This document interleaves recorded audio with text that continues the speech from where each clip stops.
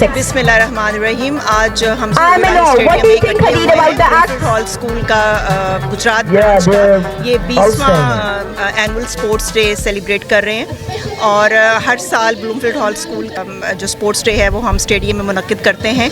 Bloomfield hall एक ऐसा इदारा है जो अपने बच्चों की एकेडमिक्स के साथ साथ उनके एक हेल्दी बॉडी और हेल्दी माइंडसेट के लिए बहुत काम करता है, तो उसमें sports they have the most important role.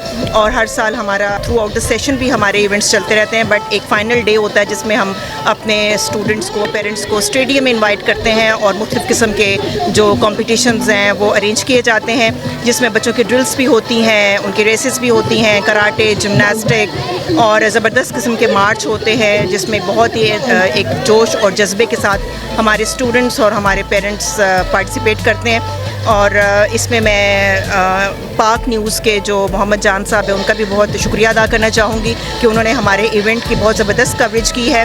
और once again I would like to say thanks to all the audience, जितने भी पेरेंट्स हैं, जितने भी स्टूडेंट्स हैं, and congratulations to all the team Bloomfield Hall School Gujarat for the conduction of such a successful event. Good luck, thank you.